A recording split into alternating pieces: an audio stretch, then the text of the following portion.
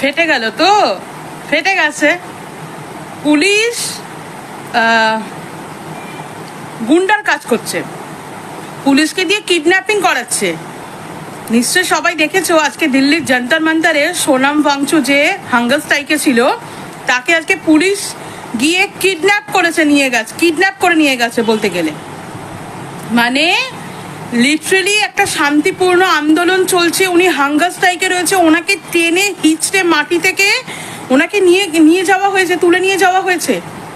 কেন? কিসের এত ভয়? ওনার হয়ে আস্তে আস্তে সবাই মুখ খুলতে আরম্ভ করেছিল, তাই জন্য কি ওনাকে এরকম ভাবে সরিয়ে দেওয়া হলো? কিন্তু ওনাকে সরিয়ে দিয়ে কি এই আন্দোলন থামিয়ে দেওয়া যাবে? মনে হচ্ছে। একটা বাংলায় প্রবাদ আছে যে পিপিলিকার পালক গজায় মরিবার তরে। পিপিলিকার যখন মৃত্যু আসে না, তখনই তার পালক দুটো গজায় আসে, এ মাথা ও মাথা উড়তে থাকে, সব জায়গাকে নিজের ভেবে নেয়, সব যেখানে সেখানে গিয়ে বসতে থাকে, তখনই চর চাপট খেয়ে প্রাণটা বেরিয়ে যায়। তো এই বিজেপি হালতটা ঠিক এরকমই হয়েছে।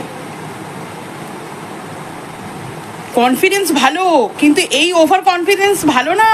এটা ভালোর দিকে যাচ্ছে না, আপনাদের জন্য ভালোর দিকে যাচ্ছে না। স্টুডেন্টদের আর জেনজিদের এরকম ভাবে রাগিয়ে দেবেন না, রাগিয়ে তো দিয়েছেন, এর ওপরে কাটা ঘায়ে নুনের ছিটে মারছেন। এর পরিণাম খুব খারাপ হচ্ছে, খুব খারাপ হচ্ছে। এত ভয়, একটা মানুষ কোনো আওয়াজ, কোনো রকম কোনো চিৎকার না, চেঁচামেচি না, তার কোনো সাপোর্ট নেই, কিছু না, সে হাঙ্গার স্ট্রাইকে বসে আছে। তাকে সরিয়ে দিতে হলো এরকম ভাবে আজকে 20 দিনের মাথায়? তাকে এরকম ভাবে সরিয়ে দিতে হলো? হ্যাঁ, মানে আপনাদের কতখানি দৌড়। আমাদের বাংলায় আরেকটা প্রবাদ বাক্য আছে, মোল্লার দৌড় মসজিদ অব্দি। তো আপনাদের দৌড় দেখছি যে এই পুলিশ অব্দি। যা করাবেন এই বিজেপির নেতারা সব পুলিশকে দিয়ে করাবেন, নিজেদের কোনো ক্ষমতা নেই। একটা চেয়ার আঁকড়ে পড়ে রয়েছে, কিরকম একটা মানুষ 20 দিন ধরে হাঙ্গার স্ট্রাইকে রয়েছে, তার সাথে একবার এই সরকার কথা পর্যন্ত বলছে না। আর যারা এখনো জয় শ্রীরাম বলছো না, বাচ্চা কাচ্চা বাড়িতে আর জন্ম দিও না, আর জন্ম দিলেও গলা টিপে মেরে দাও, কারণ তোমরা ওই কাজটাই করছো। ডাইরেক্টলি করছো না, ইনডাইরেক্টলি করছো। আজকে সোনাম ওয়াংচু ওখানে যে আন্দোলনটা করছে, হাঙ্গার স্ট্রাইকটা করছে না, ওটা আমাদের জেনারেশন তো হয়ে গেছে, আমাদের যে পরের জেনারেশনটা যেন ভালোভাবে তাদের লাইফটাকে লিড করতে পারে, শিক্ষা ব্যবস্থা যাতে ভালো হয়, ভালোভাবে যেন নিজের জীবনটাকে নিয়ে চলতে পারে, সেই জন্য করছে, নিজের জন্য করছে না একার। গাধার বাচ্চারা চোখ কান খোল, রামের নাম নিয়ে দেশটাকে আর বরবাদ করিস না। যতটুকুনি আছে ততটুকুনিকেও বরবাদ করিস না, নালে এর পরিণাম আমরা তো পাবো। আর তোরা যারা যারা রামের নাম নিয়ে এই দেশকে মানে ডোবাচ্ছিস না, তোরা আরো বেশি করে পাবি। কেন বলতো? তোদের গিল্ট তোদেরকে আরো খেয়ে নেবে যে আমরা কি করলাম। এখনো সময় আছে, চোখ খোল, চোখ খোল।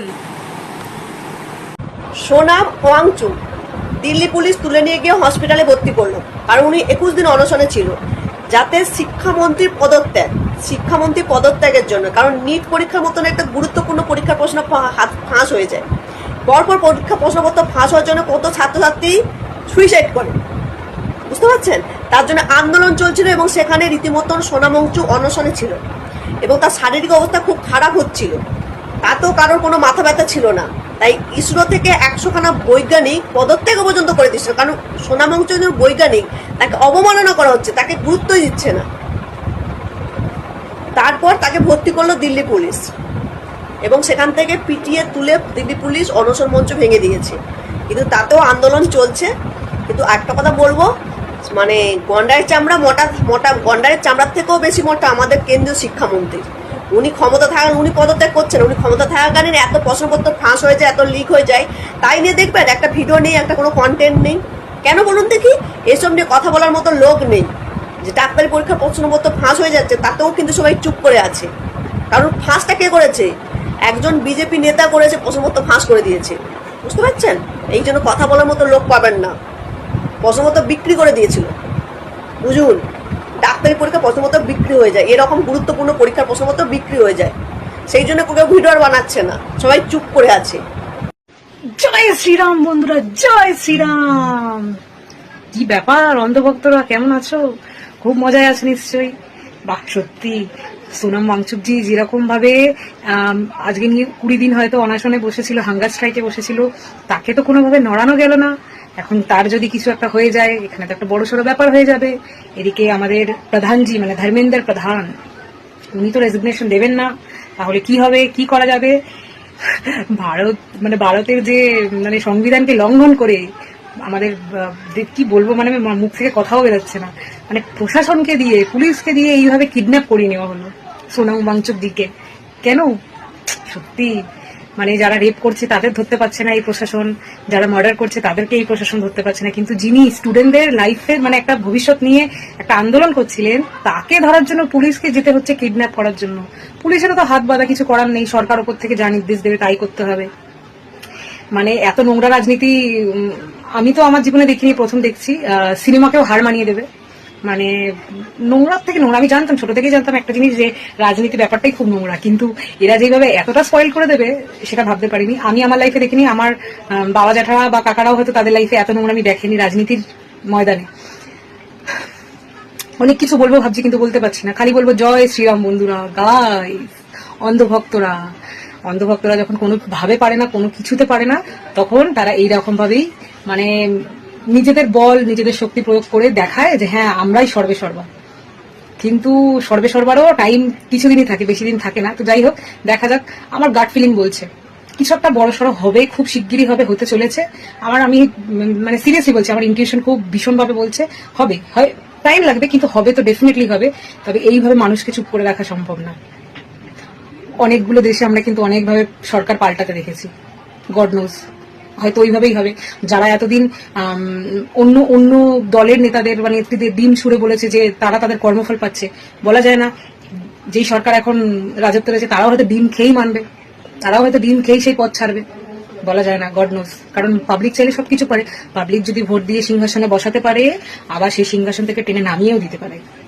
ঠিক আছে, যাই হোক, আমি আর বেশি কিছু বলতে পারছি না। মুডটা এমনি আপসেট হয়ে রয়েছে এইসব নোংরামিগুলো দেখে, তবু মুখের মধ্যে একটা বড় হাসি নিয়ে এসেছি, কারণ লোক দেখাতে হবে, লোকের কাছে হাসতে হবে। কারণ আমি আবার কেঁদে কেটে কিছু করতে পারি না, কান্নাকাটি আমি আমার ঘরের লোককে দেখাতে পারি না, আর সোশ্যাল মিডিয়াতে আমি ছেড়েই দিলাম। আমার যদি জ্বলেও যায় আমি তাও হেসেই দেখাবো এদেরকে, যাতে এদের জ্বলে। ঠিক আছে, আসি। আমি বলে দিই, আজকে আমার কথাটা কেউ খারাপ মাইন্ডে নেবে না, কারণ আজকে আমি কিছু কথা বলবো যেটা আমার প্রচন্ড খারাপ লাগছে। ঠিক আছে, আমার মনে হচ্ছে না আমি বসে বসে কান্না করি, প্রচন্ড খারাপ লাগছে, প্রচন্ড কষ্ট হচ্ছে। এই কারণে যে মানে এয়ারপোর্টে একটা মসজিদের জায়গায় কিন্তু এয়ারপোর্ট হয়েছে, এয়ারপোর্টের জায়গায় কিন্তু মসজিদ হয়নি। তোমরা যারা অন্ধভক্ত, যারা জানো না, তারা একটু খোঁজ নিয়ে দেখো, মসজিদের জায়গায় কিন্তু এয়ারপোর্ট হয়েছে, নাকি মসজিদ এয়ারপোর্টের জায়গায় হয়েছে। আজকে সেই মসজিদটা ভাঙতে যাচ্ছে। সত্যি বলতে বুকের ভেতরটা কনকন করছে। কারণটা কি জানো, ইসলাম হলো একটা শান্তিপূর্ণ মানে ধর্ম, শান্তিপূর্ণ ধর্ম। যে ধর্ম কিন্তু কাউকে ছোট বড়, কাউকে বড় কথা বলা, কারোর প্রতি জুলুম করা একদম কড়াকড়ি ভাবে নিষেধ। ঠিক আছে, আর যারা এগুলো করে তারা মনে হয় না ইসলামের ভিতরে পড়ে। আমি মনে করি খুব কম পার্সেন্ট মানুষ আছে, খুব কম পার্সেন্ট। তোমাদেরকে আমি একটা উদাহরণ দিচ্ছি, এই জিনিসটা কেউ খারাপ মানে ভাবে নেবে না। এই যে বিশ্ব ইজতেমা হয়েছে, বলো তো কটা ইসলামের বাচ্চা মরেছে? কটা মরেছে বলো? কেউ মরেছে? একটাও খবর নিউজে শুনেছো যে কেউ মারা গেছে কিংবা কারোর কিছু ক্ষতি হয়েছে? এত সুন্দরভাবে মানে ওরা মানে এই আমাদের এই বিশ্ব জমাতটা করেছে, মানে বলার মতো না। আমাদের ধর্মে এটাই আছে। ঠিক আছে, আমাদের ধর্ম হচ্ছে শান্তিপূর্ণ ধর্ম।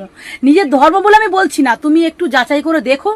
কিন্তু এই যে রথ হলো, রথেতে আমি শুনলাম উড়িষ্যাতে 1000টা মানুষ মারা গেছে, আর কতজন যে আহত হয়েছে।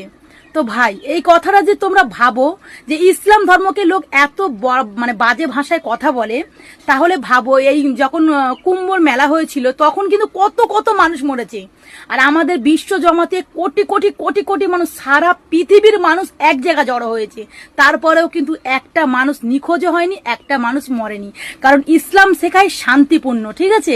আর ইসলামের মধ্যে যারা শান্তিকে ভঙ্গ করে তারা ইসলামের মধ্যে পড়ে না, ঠিক আছে? সেটা খুব কম পার্সেন্ট।